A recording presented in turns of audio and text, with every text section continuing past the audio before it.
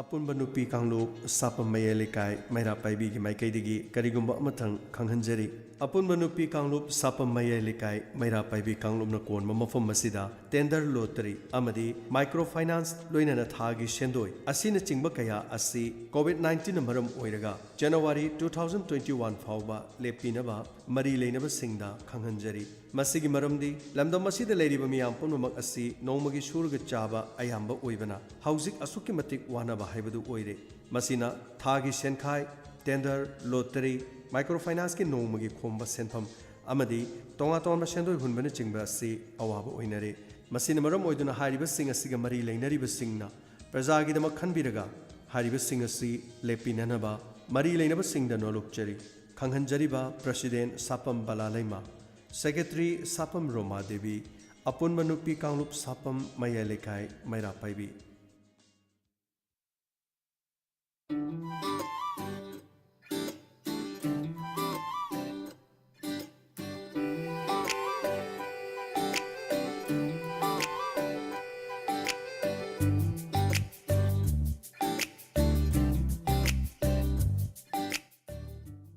ꯍꯧꯖꯤꯛ ꯊꯧꯔꯝꯒꯤ ꯃꯈꯥ ꯇꯥꯔꯛꯄꯗ ꯅꯣꯡꯃꯥꯏꯖꯤꯡ ꯅꯨꯃꯤꯠ ꯈꯨꯗꯤꯡꯒꯤ ꯁꯟꯗꯣꯛꯆꯕ ꯑꯉꯥꯡꯒꯤ ꯊꯧꯔꯝ ꯑꯁꯤꯒꯤꯗꯃꯛ ꯇꯥꯕꯤꯔꯤꯕꯁꯤꯡꯕꯨ ꯑꯍꯥꯟꯕꯃꯛꯇꯗ ꯑꯗꯣꯝꯒꯤ ꯔꯦꯗꯤꯑꯣ ꯑꯦꯡꯀꯔꯁꯤꯡ ꯁꯣꯅꯤꯌꯥ ꯃꯨꯇꯨꯝ ꯑꯃꯗꯤ ꯃꯣꯅꯤꯀꯥ ꯅꯝꯕꯝ ꯑꯅꯤꯅ ꯇꯔꯥꯝꯅ ꯑꯣꯛꯆꯔꯤ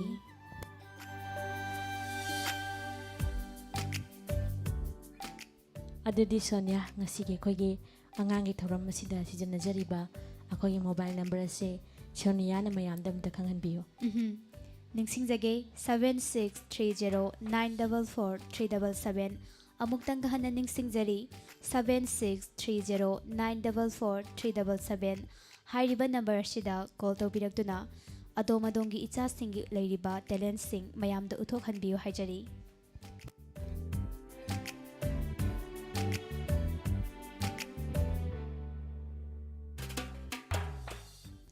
ꯑꯗꯨꯗꯤ ꯃꯣꯅꯤꯀꯥ ꯊꯧꯔꯝ ꯑꯁꯤꯒꯤ ꯑꯍꯥꯟꯕ ꯀꯣꯂꯔ ꯑꯃ ꯂꯥꯛꯇꯨꯅ ꯂꯩꯔꯦ ꯑꯃꯨꯛꯇꯪ ꯂꯧꯈꯠꯄꯤꯌꯨ ꯂꯧꯈꯠꯆꯒꯦ ꯍꯜꯂꯣ ꯏꯆꯥꯒꯤ ꯃꯤꯡ ꯂꯩꯐꯝ ꯍꯥꯏꯁꯤꯀꯣ ꯑꯩ ꯈꯪꯉꯕꯣꯛ ꯀꯦꯔꯥꯄꯨꯔꯗꯒꯤ ꯊꯣꯏꯊꯣꯏꯕ ꯅꯤꯡꯊꯧꯖꯝ ꯊꯣꯏꯊꯣꯏꯕ ꯉꯁꯤꯒꯤ ꯑꯉꯥꯡꯒꯤ ꯊꯧꯔꯝꯗ ꯀꯣꯜ ꯇꯧꯕꯤꯔꯛꯄ ꯏꯁꯥꯒꯤ ꯍꯩꯖꯕ ꯀꯔꯤ ꯇꯦꯂꯦꯟ ꯎꯠꯊꯣꯛꯀꯗꯧꯔꯤ ꯃꯦꯗꯥꯝ ꯑꯩ ꯏꯁꯩ ꯑꯝꯇ ꯁꯛꯆꯒꯦ ꯑꯗꯨꯗꯤ ꯍꯧꯔꯁꯤꯀꯣ ꯃꯌꯥꯝ ꯄꯨꯟꯅ ꯇꯥꯅꯕ ꯍꯧꯔꯣ ꯅꯪꯒꯤ ꯄꯨꯟꯁꯤꯗ ꯌꯦꯠꯇꯅꯕ ꯁꯤꯈꯣ ꯍꯥꯏꯕꯔꯥ ꯑꯩꯍꯥꯛꯁꯦ ꯅꯪꯒꯤ ꯄꯨꯟꯁꯤꯗ ꯌꯦꯠꯇꯅꯕ ꯁꯤꯈꯣ ꯍꯥꯏꯕꯔꯥ ꯑꯩꯍꯥꯛꯁꯦ ꯉꯝꯒꯅꯤ ꯁꯤꯔꯕꯁꯨ ꯅꯪꯅꯕꯨ ꯄꯦꯟꯒꯅꯤ ꯍꯥꯏꯔꯗꯤ ꯅꯨꯡꯁꯤꯕꯁꯦ ꯈꯪꯂꯛꯄꯗ ꯏꯔꯥꯡꯒꯤ ꯁꯤꯡꯊꯥꯕ ꯂꯣꯏꯕ ꯅꯥꯏꯔꯔꯣꯏ ꯅꯨꯡꯁꯤꯕꯁꯦ ꯈꯪꯂꯛꯄꯗ ꯏꯔꯥꯡꯒꯤ ꯁꯤꯡꯊꯥꯕ ꯂꯣꯏꯕ ꯅꯥꯏꯔꯔꯣꯏ ꯏꯔꯥ ꯂꯩꯇ ꯊꯃꯣꯏꯁꯦ ꯌꯣꯜꯂꯝꯂꯦ ꯉꯁꯤꯗꯤ ꯃꯤꯃꯥꯡꯗ ꯂꯩꯈꯥ ꯇꯥꯔ ꯄꯨꯟꯁꯤꯁꯦ ꯂꯦꯡꯗꯨꯅ ꯂꯩꯌꯨ ꯏꯔꯥ ꯂꯩꯇ ꯊꯃꯣꯏꯁꯦ ꯌꯣꯜꯂꯝꯂꯦꯉꯁꯤꯗꯤ ꯃꯤꯃꯥꯡꯗ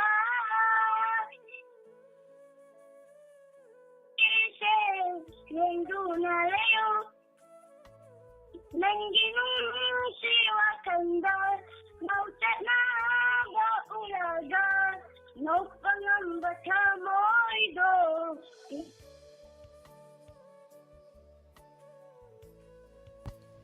ꯊꯣꯏꯊꯣꯏꯕ ꯏꯁꯩꯁꯦ ꯀꯥꯎꯈ꯭ꯔꯕꯣ ꯍꯜꯂꯣ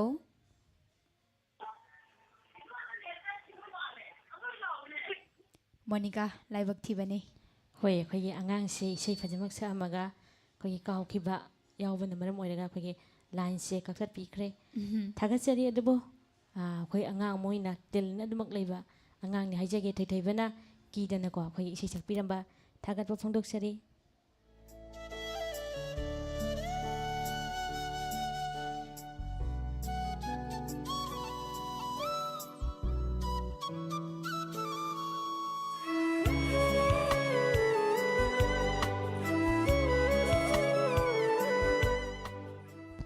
ꯑꯉꯥꯡꯒꯤ ꯊꯧꯔꯝꯗ ꯁꯤꯖꯤꯟꯅꯖꯔꯤꯕ ꯑꯩꯈꯣꯏꯒꯤ ꯃꯣꯕꯥꯏꯜ ꯅꯝꯕꯔ ꯑꯃꯨꯛꯇꯪ ꯃꯤꯌꯥꯝꯗ ꯅꯤꯡꯁꯤꯡꯖꯔꯤ 7630943777 ꯑꯃꯨꯛꯇꯪ ꯍꯟꯅ ꯅꯤꯡꯁꯤꯡꯖꯔꯤ 7630943777 ꯃꯊꯪꯒꯤ ꯀꯣꯂꯔ ꯂꯧꯈꯠꯆꯒꯦ ꯍꯜꯂꯣ Hello? ꯀꯩ ꯃꯤꯡ ꯀꯧꯒꯦ ꯀꯣꯜ ꯇꯧꯔꯛꯏꯁꯦ ꯑꯇꯣꯞꯄ ꯃꯃꯥꯡ ꯂꯩꯀꯥꯏꯗꯒꯤ ꯇꯦꯂꯤ ꯇꯔꯥꯝꯅ ꯑꯣꯛꯆꯔꯤ ꯉꯁꯤꯗꯤ ꯏꯁꯥꯒꯤ ꯀꯔꯝꯕ ꯍꯩꯖꯕ ꯃꯌꯥꯝꯗ ꯈꯨꯗꯣꯜ ꯇꯝꯕꯤꯒꯦꯅ ꯈꯜꯂꯤ ꯏꯁꯩ ꯏꯁꯩ ꯑꯗꯨꯗꯤ ꯍꯧꯕ ꯌꯥꯔꯕꯣ ꯍꯧꯔꯁꯤꯀꯣ ꯑꯗꯨꯗꯤ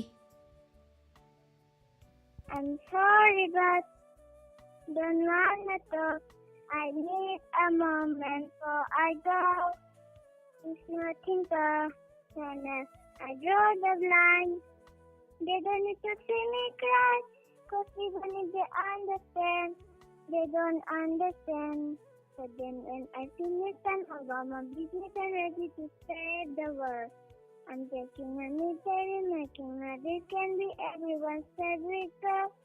So take and far away. I never been so far away. No, nobody but me can keep me safe.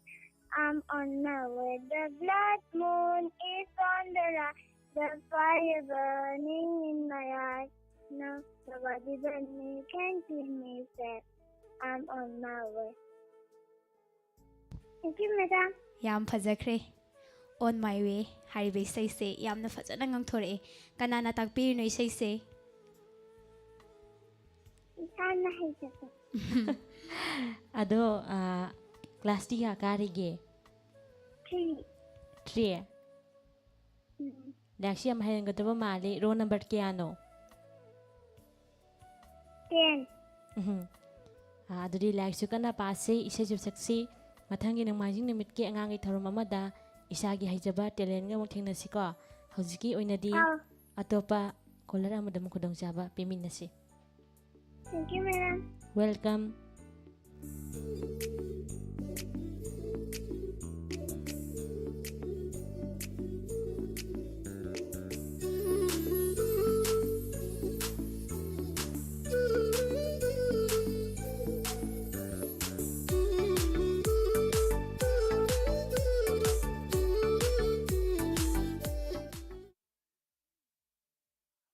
Hello? Hello? Hello? Hello?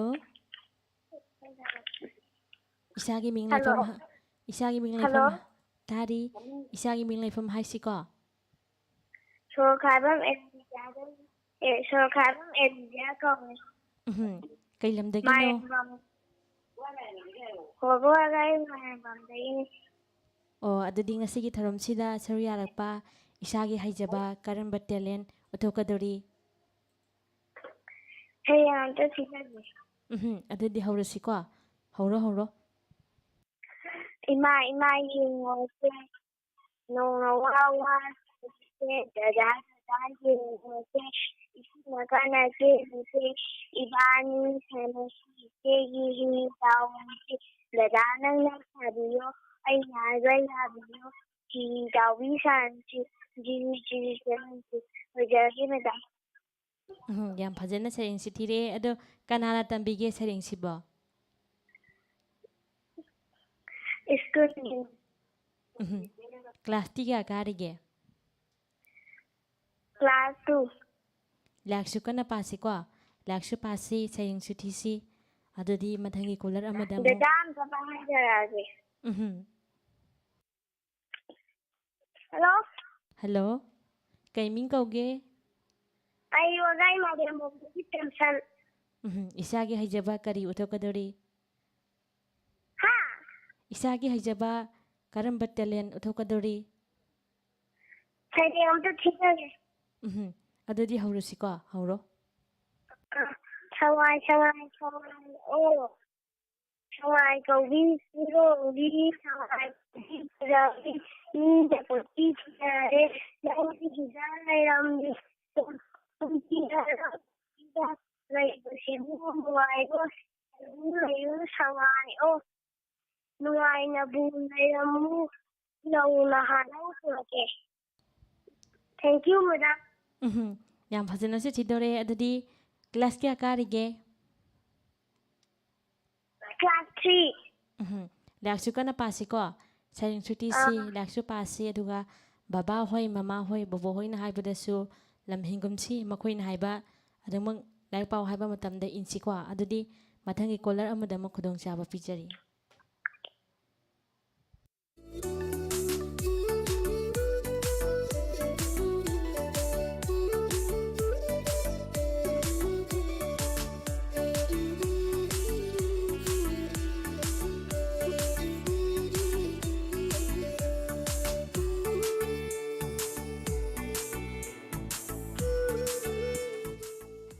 Sonia ꯑꯉꯥꯡꯁꯤꯡꯁꯤꯅ ꯑꯩꯈꯣꯏꯒꯤ ꯀ꯭ꯂꯥꯁ 2, 3 ꯀꯥꯕꯀꯣ ꯑꯩꯈꯣꯏ ꯑꯉꯥꯡꯁꯤꯡꯁꯤꯅ ꯑꯩꯈꯣꯏ ꯁꯩꯔꯦꯡꯒ ꯊꯤꯔꯛꯄꯁꯦ ꯑꯗꯨꯃꯛ ꯅꯨꯡꯁꯤꯕ ꯍꯥꯏꯕ ꯇꯥꯔꯦꯅꯦ ꯍꯣꯏ ꯃꯣꯅꯤꯀꯥ ꯑꯩꯈꯣꯏꯒꯤ ꯃꯔꯣꯟ ꯁꯨꯕꯣꯏ ꯁꯨꯗꯕꯣꯏ ꯍꯥꯏꯔꯛꯄ ꯑꯗꯨꯗꯤ ꯃꯊꯪꯒꯤ ꯄ꯭ꯔꯣꯀꯣꯜꯁꯦ ꯑꯝꯇ ꯂꯧꯈꯠꯄꯤꯌꯨ ꯂꯧꯈꯠꯆꯒꯦ ꯍꯜꯂꯣ Hello? Madam, ꯏꯁꯥꯒꯤ ay yang nagkadagi W Prowin. ꯃꯤꯡꯁꯦ ꯑꯃꯨꯛꯇꯪꯒ ꯍꯥꯟꯅ ꯍꯥꯏꯁꯤꯀꯣ W Prowin. ꯏꯁꯥꯒꯤ ꯀꯔꯝꯕ ꯍꯩꯖꯕ ꯃꯌꯥꯝꯗ ꯈꯨꯗꯣꯜ ꯇꯝꯒꯦꯅ ꯈꯜꯂꯤ ꯉꯁꯤꯗꯤ Madam, ay isang oynay sakay. ꯀꯔꯝꯕ ꯏꯁꯩꯅꯣ ꯁꯛꯇꯣꯏꯁꯦ Oda panghari na sakto. ꯎꯝꯍꯨꯝ Tumang naman na sakay. ꯌꯥꯝꯅ ꯐꯖꯕ ꯏꯁꯩꯅꯤ ꯍꯧꯖꯤꯛ ꯃꯌꯥꯝꯅꯁꯨ ꯏꯁꯩꯁꯦ ꯇꯥꯗꯧꯒꯤ ꯉꯥꯏ ꯂꯩꯔꯦ ꯑꯗꯨꯗꯤ ꯐꯖꯅ ꯁꯛꯇꯣꯔꯛꯑꯣꯀꯣ ꯃꯌꯥꯝ ꯄꯨꯟꯅ ꯇꯥꯃꯤꯟꯅꯁꯤ Hey, mama, mani,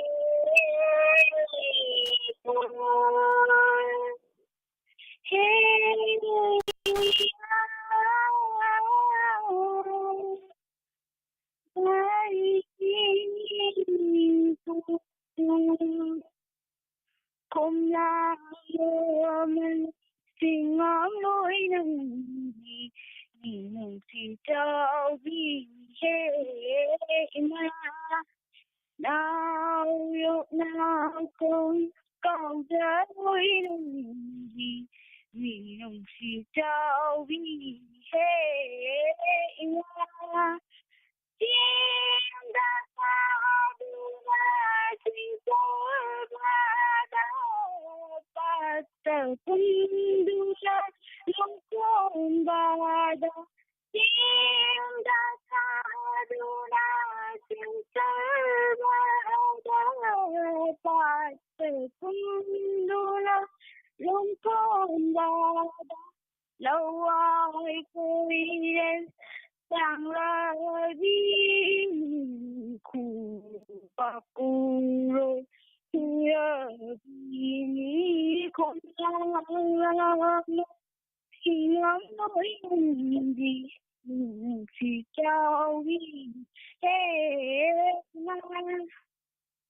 Lang banggin sabi May rinda Hang labay kuya na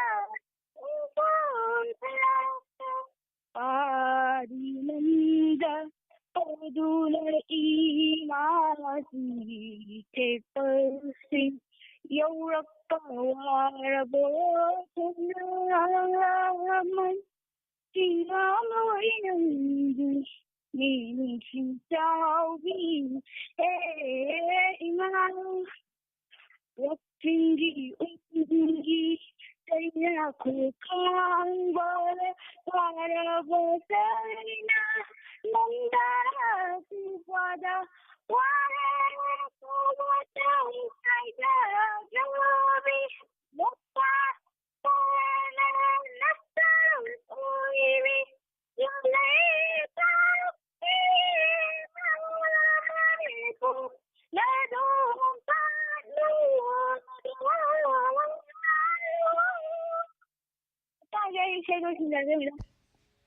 ꯑꯁ ꯍꯥꯏꯅꯤꯡꯉꯥꯏ ꯂꯩꯇꯅ ꯐꯖꯈ꯭ꯔꯦ ꯃꯣꯅꯤꯀꯥ ꯁꯤꯗꯤ ꯍꯣꯏ ꯑꯩꯈꯣꯏꯅ ꯑꯃꯨꯛ ꯁꯛꯄ ꯉꯝꯗꯧ ꯃꯥꯟꯗꯦꯀꯣ Sonia Kanana tambirino isayse? Madam, I sum phone sum tabadura sum phara. Hojikse isagi chahi kya subire class kya tamle? Madam, I class duga return to sugar. Kanna honasi. Tungda kari oigana khalli. Tunda I doctor na Hoi khagi doctor oedi lai kana pada baya de ko. Lak su pase adudi mathangi caller amada ma khudong jaba piminasi.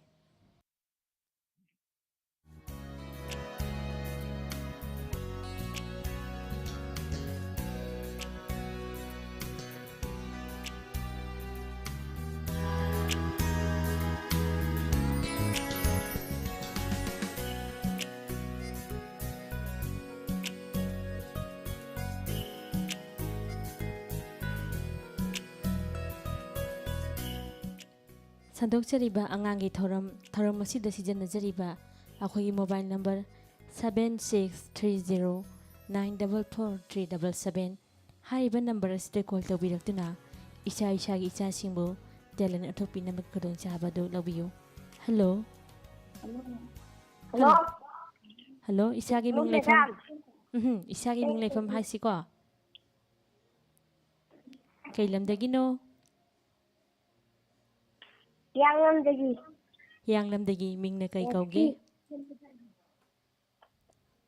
Kitang tamna haisi ko. Yang lamdagi kay ming kauge. Laisi.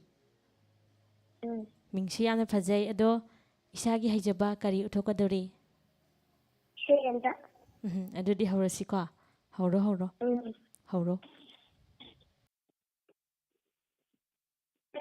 And I believe I said the window you high. Very on the my window, Tata PG high, very sound of the summer contact, you want to pull it out there. And you get in the young Lapini. Uju Rumsaka Yamayo Edina, and very in China, library of things founder, the Aduki. Kasi kamay dugo, mabaki kamay ina kamay kaya kamay namin sa kaya sinibay gusto kadaro, lalo matengka, kaya kadigira duki, kasi kamay dugo, mabaki kamay lalo maginira. Yang pazina su Lok tungbay ado Lok tungbay. Class kya kari ke? 2. Kay skunda tamba? Lamjak.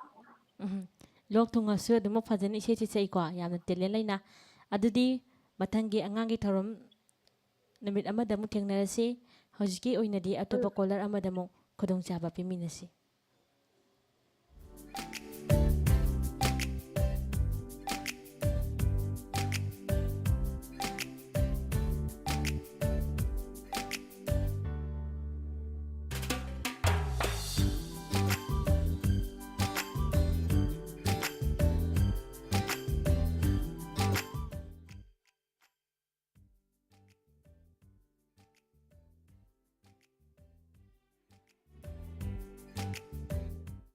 Hello. Isagi ming amadi leifam amungtang khangjage habiyu. Madam. How isagi ming leifam habiyu. I Hangalasa Maybe Cynthia. Taram nokchari ngasidi isagi karamba hijaba mayamna khudol tambigadawri. Hey there, I'm just going Ado isase radio set ki manakta laibibra. Hello. Hello. Surpriya hayuni ko mingda kitang radio de kitang napugsi ko. Surpriya radio de kitang napugsi. Yara bro.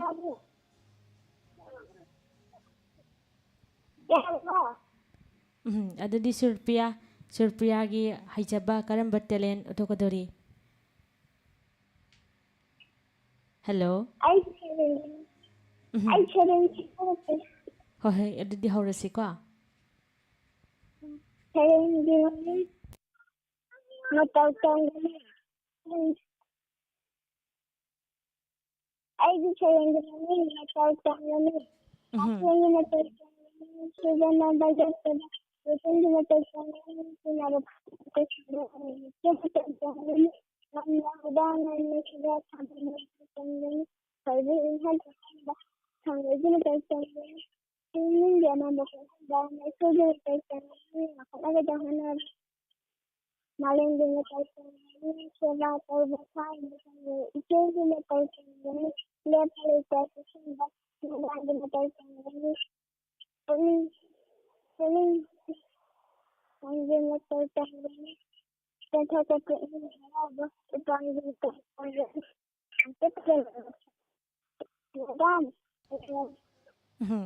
Yam fazana su thiramiko Surpriya. Class kya karige? Ha? Class kya karige Surpriya gibo?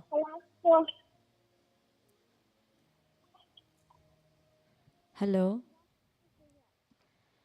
Sonia khoi angang sisu khoi network se kitang nungai tabra maram oirega ko line se tatkre. Adubo yamna fazana angang sina talent thopiramba thagasari. Mathangi caller ama lae Sonia lokat view. Lokhachage. Hello. Hello. Madam. Isagi ming kari kauge. Weka. Hello. Hello. Kay ming kauge fall tawra ise. Weka. Kay lamdagi orabano. Alang ka buki. Elang ka bugbidagi. Weka. Ngasidi isagi karamba haijaba talent utokya na khalli.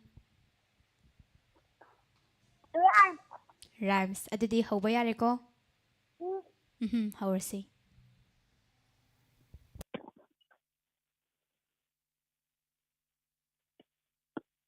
Twinkle, twinkle, little star, how I wonder what you are. Up in the one so high, like a diamond in the sky. Madam, siguro sandali. Yam nungsiye. Yamna fajaba rhymes ne Monica. Akogi angang sina Twinkle Twinkle Little Star ga harak pase. Akoi thamoi da dum nungsiba pau bhai tare ni ko Sonia. Hoy Monica. Ado class kya karige? Hello. What? Class kya karige? One. Aduri like su kana pasi ko mathangi na maji numit amada mo isagi atopa talent ga thengnasi thagatsari ngasi tharam masida sauri abirakpa.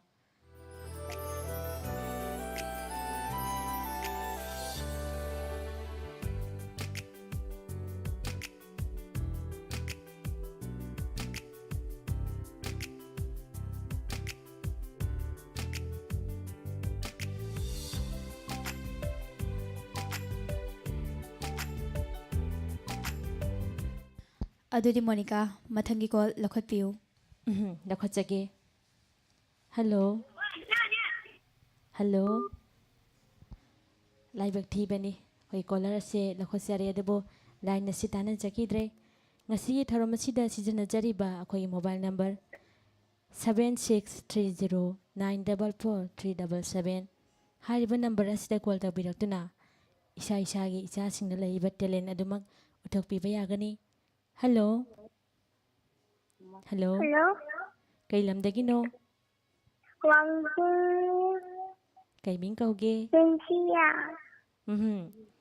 Isagi haijaba kari uthokadori? Hello. Seven. Adudi haurasi ko? Hauro. Close, close in the moon. To them are two lights, and or are they two right, and are they two left, and are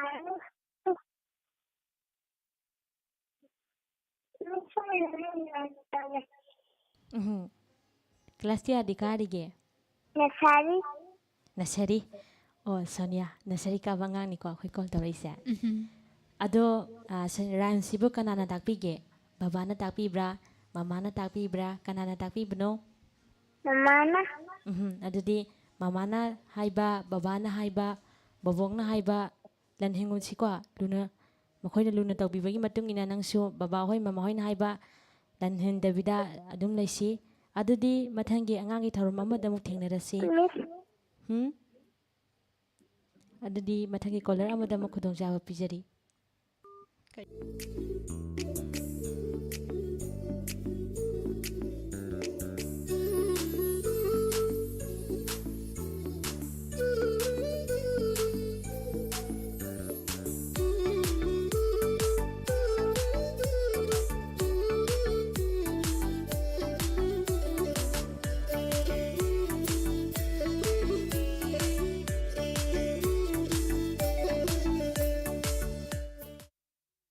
Monica dudi matam sula silaktrabanina ngasigi angangi thorom masigi aroiba call lokhatpiu.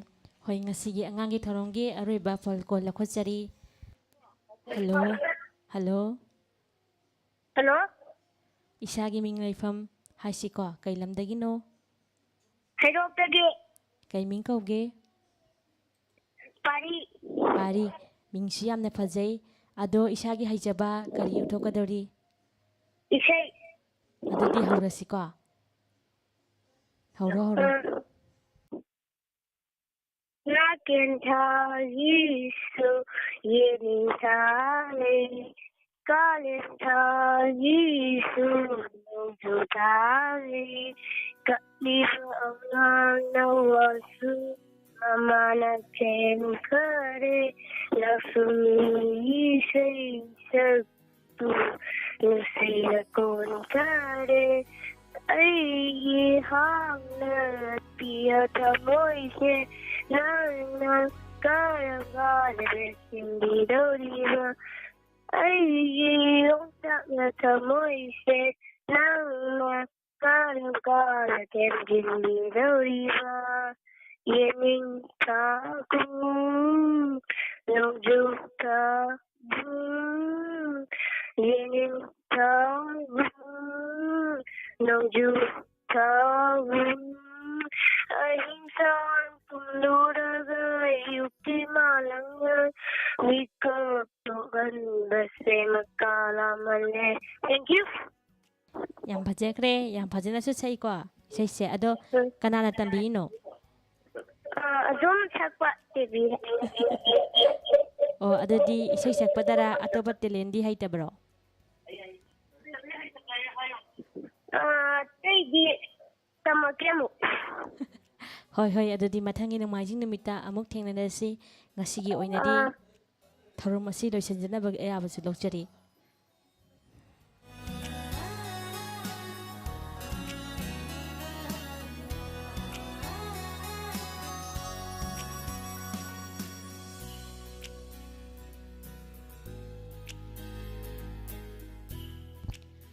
Ngasigi oinadi lokhatchakriba caller siga loinana atopak phone call lokhatchararoi.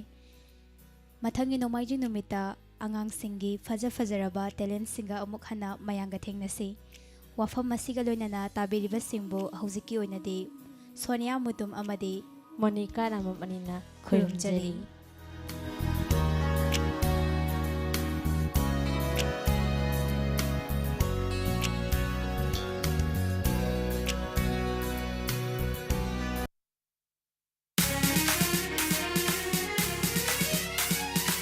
Kasuna saklaba laikone Kandup kaya ke itin famne Cheta balai traba Achang bitawai ni Diamond FM Radio Oh, Diamond FM Radio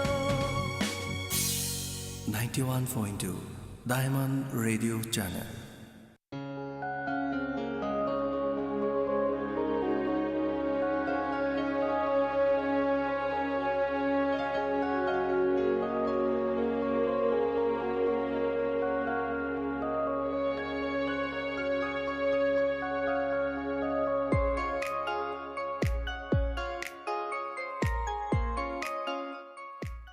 Hauzik tharongi makha tarakpada amuk mayam puna taminasi. Hauzik fawbada lairiba maruiba Manipuri pau.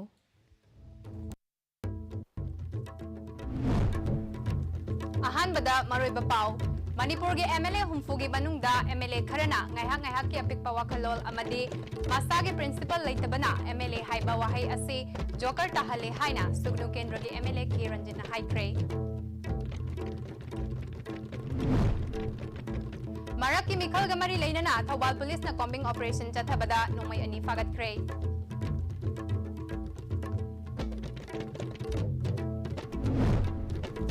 अमदी India दा कोविड-19 ना हौजिक फावबदा मियोय लाख अमा लिसिंग निपान गा चहुम हेना सियन क्रे अपुन positive case lakh 100 लिसिंग यांखै हुंदोय गा चनिपान हेन क्रे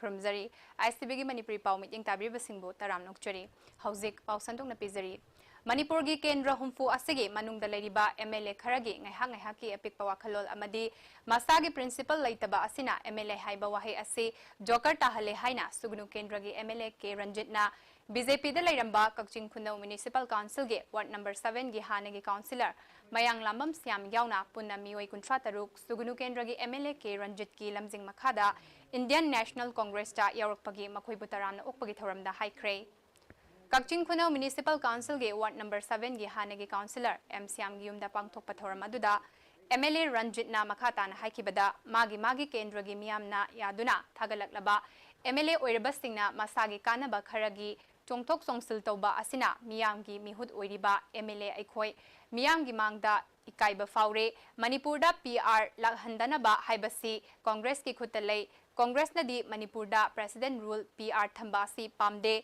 मणिपुरदा लेरिबा फोंग सारिबा मांगदा तादुना लेरिबा इशूसिंग असी PR लाकलबदी अथुबदा लोइसिंदुना मणिपुर असी करंबा फिबमदा लेगनी हाइबसी BJP गवर्नमेंट नदे खंगलमलोय हाइखि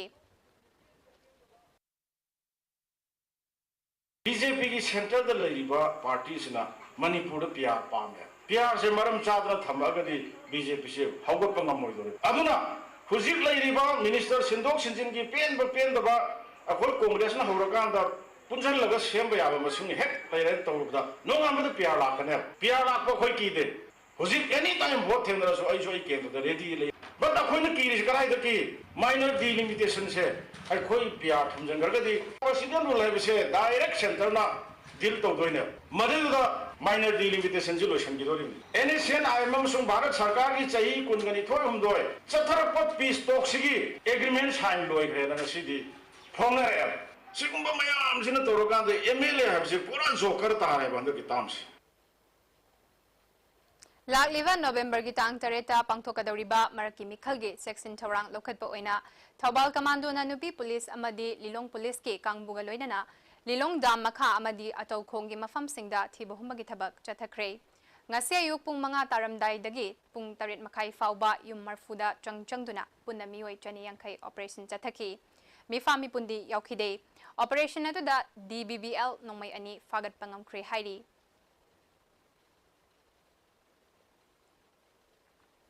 India da COVID-19 na hauzik fawda mioi lak ama lising nipan ga chahum hena sian kre apun positive case lak humputara lising yangkai humdoiga chanipan hen kre Narambadagi fagalakpa migi masing lak humfu lising humdra taret ka chamapan hen kre mioi lak nipan lising humfu taret ka chambri hena COVID-19 positive oibadagi laying magi thabak chathari makoi singi manungda mioi lising nipan ga chamapan hena aruba fibamda laikanari Malemgi oina yengbada hauzik fawbada COVID-19 na mioi lak tara lising humdra taret ka chamanga hena sian kre apunba positive case crore ahum lak humdra mari lising humdra ga chatret hen kre Narambadagi fagalakpa migi masing crore ani lak marfu mathoi lising tara mangaga chanipan hen kre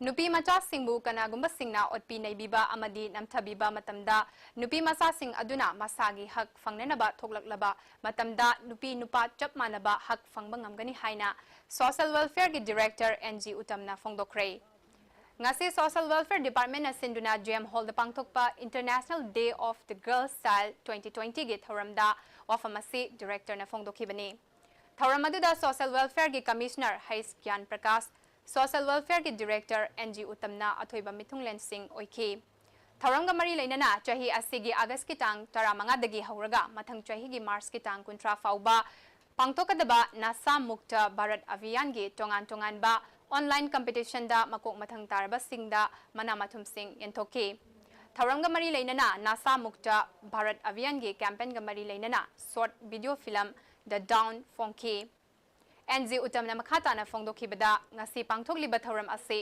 ꯅꯨꯄꯤꯁꯤꯡꯗ ꯍꯟꯊꯅ ꯌꯦꯡꯕ ꯑꯃꯗꯤ ꯅꯨꯄꯤ-ꯅꯨꯄꯥ ꯇꯣꯉꯥꯟ-ꯇꯣꯉꯥꯟꯕ feel ꯈꯔꯗ ꯈꯦꯠꯅꯕ ꯂꯩꯔꯤꯕ ꯑꯁꯤ ꯆꯞ ꯃꯥꯟꯅꯕ ꯃꯤꯠꯌꯦꯡꯗ ꯌꯦꯡꯕ ꯉꯝꯅꯅꯕ ꯄꯥꯟꯗꯝꯗ ꯊꯧꯔꯝ ꯑꯁꯤ ꯄꯥꯡꯊꯣꯛꯄꯅꯤ꯫ ꯅꯨꯄꯤ-ꯅꯨꯄꯥ ꯊꯣꯡ ꯃꯥꯟꯅꯍꯟꯁꯤ ꯍꯥꯏꯔꯕꯗꯤ ꯅꯨꯄꯤ ꯈꯛꯇꯗ ꯏꯖꯨꯀꯦꯠ ꯄꯤꯕ ꯌꯥꯔꯣꯏ, ꯅꯨꯄꯥꯁꯤꯡꯗꯁꯨ ꯏꯖꯨꯀꯦꯠ ꯄꯤꯕ ꯃꯊꯧ ꯇꯥꯏ꯫ ꯑꯃꯔꯣꯝꯗ ꯃꯅꯤꯄꯨꯔꯗ ꯃꯌꯥꯏ ꯀꯥꯕ ꯅꯤꯁꯥꯗꯒꯤ ꯂꯥꯞꯊꯣꯛꯅ ꯂꯩꯒꯦ ꯍꯥꯏꯔꯕꯗꯤ ꯇꯣꯉꯥꯟ-ꯇꯣꯉꯥꯟꯕ ꯑꯦꯖꯦꯟꯁꯤꯁꯤꯡꯅ ꯃꯌꯥꯏ ꯀꯥꯕ ꯅꯤꯁꯥꯁꯤꯡ ꯐꯥꯕ ꯑꯃꯗꯤ ꯃꯥꯡꯍꯟꯕ ꯈꯛꯇꯅ ꯅꯤꯁꯥ ꯂꯩꯇꯕ ꯃꯅꯤꯄꯨꯔ ꯑꯣꯏꯍꯟꯕ ꯉꯝꯂꯣꯏ꯫ ꯑꯩꯗꯒꯤ ꯍꯧꯔꯒ ꯅꯤꯁꯥꯗꯒꯤ ꯂꯥꯞꯊꯣꯛꯅ ꯂꯩꯔꯕ ꯃꯇꯝꯗꯇ ꯅꯤꯁꯥ ꯂꯩꯇꯕ ꯃꯅꯤꯄꯨꯔ ꯑꯃ ꯑꯣꯏꯍꯟꯕ ꯉꯝꯒꯅꯤ ꯍꯥꯏꯈꯤ꯫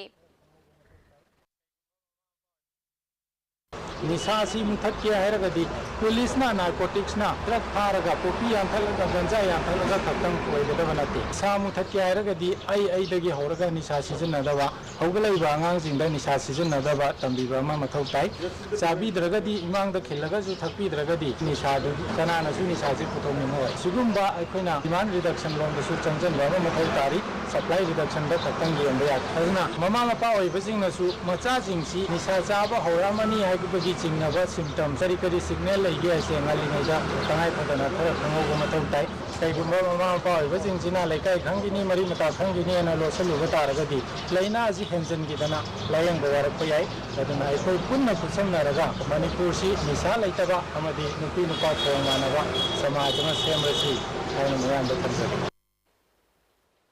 क्वालिटी कंट्रोल तौदना थबक सुरंबसिंग बिल पिथोकलोय हाइना एजुकेशन मिनिस्टर एस राजेन हाइख्रे।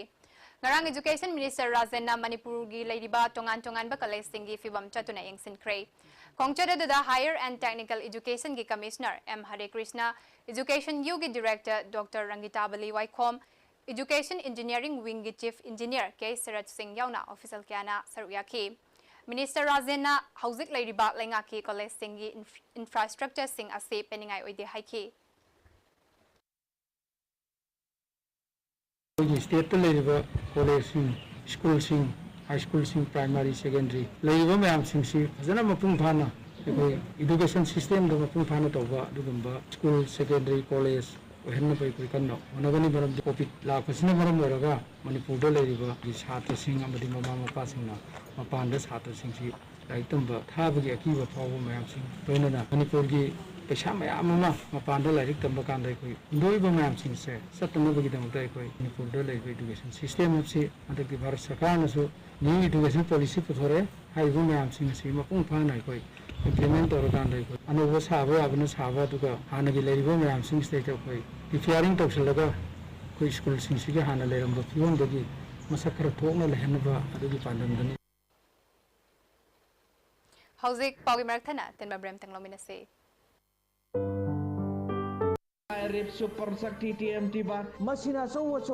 केंद्र की मनुंग चनबा यंखोमांगदा किसान मोर्चा बीजेपी मणिपुर की बीपी अमदी मेडिकल सेल बीजेपी की कॉन्वेनर डॉक्टर केएस कला की मीटिंग मखादा मलेरिया दगी ngakthoknaba awareness program ama pangthokre यंखोमांग डेवलपमेंट कमिटी न सिंदुना पांगथोखिबा थौरम अदुदा डॉक्टर केएस कलाना रिसोर्स पर्सन ओइखि थौरमगी सरुकम ओइना हिदाक लुपथोकलबा कांखल अमदी डस्टबिन 38 यंथोखि डॉक्टर केएस कलाना अना लायंगी हिरमदा सोथना लैरिबा यंखोमांगी खुंजा सिंगना कोविड-19 दगी ngakthoknaba SOP ngakpa amadi malaria dagi ngakthoknabagi matangda wafam kya thamki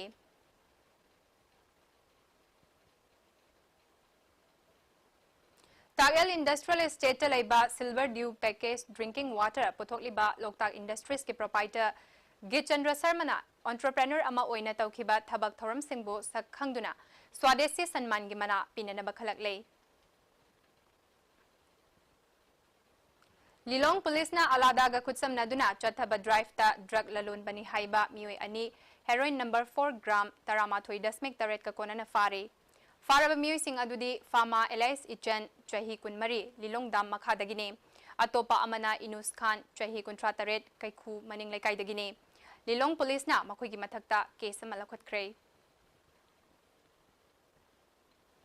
Joint Director Veterinary Imphal East ki mityang makhada KB Veterinary Dispensary amadi KB Kulen Development Committee na sinduna KB Kulen Haikak Mapal KB Mayay Likay amadi KB Awang Likay da sanda taba Food and Mouth Disease FMD dagi ngaktok na ba sanda vaccine kaptokre. Tharonggi sarugamo ina National Wide Artificial Insemination Program amadi National Animal Disease Control Program gi sakta khudam sangi manada thet pagaloina na data khongat ki. Uripok Kendrogi Manung Dalaiba Uripok Gopalaji Lerak Langol Lai Manaida COVID-19 positive Oibayaw Bada Containment Zone Oiduna Yum Dagi Mapantok Payadraba Yum Singda Ngasi Uripok Gopalaji Lerak Youth Association Amadi Langol Lai Manay Youth Development Organization Gi Khutangda Hana Imphal Municipal Council Gi Chairperson Oirambi Hauzikna Manipur State BJP Gi Executive Member RK Rani Sanana Chana Thaknaba Polam Singh Mating Pikre. Uripok Gopalaji Lerak Youth Association gi President I Lokendrana Asegumba Awaraba Matamda Angamba Mateng Pangbirakpada RK Rani Sanabu Thagatpa Fongdoke. Resilakpada Moribapau Amukahna. Manipur gi MLA Humfugi Manungda MLA Karana ngaihak ki apikpa wakhalol amadi masagi principal laitabana MLA haiba wahi asi Joker tahale haina Sugunu Kendra gi MLA Keranjit na haikre.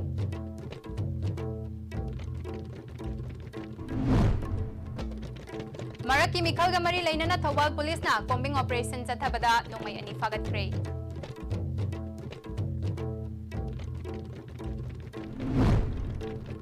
Amadi India da COVID-19 na hauzik faubada miyoy lag ama lising nipan ga chahum hena sian kre apun ma positive case lag humdra lising yang kay hundoy ga chanipan hen kre.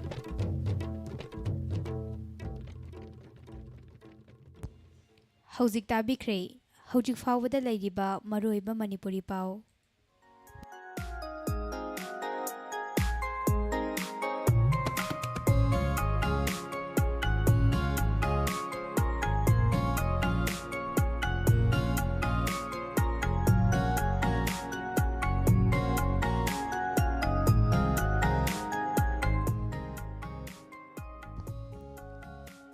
Thoram sing asi mathang tahan jakhibaga loinana ngasi gi oinadi ahanba thoram pareng lusinjana ba pungja do yaksinjarakle aikhogi ani suba thoram pareng ngasi numidang wainam pung manga taba matamda nungairaba makhal mathel gi thoram sing tabiriba dong gidamakta pujarake wafam masiga loinana ahanba thoram pareng gi oinadi mayandagi kainana ba yathang nijari amuka hanna tabiriba singbu Sonia Mutumna khurumjari.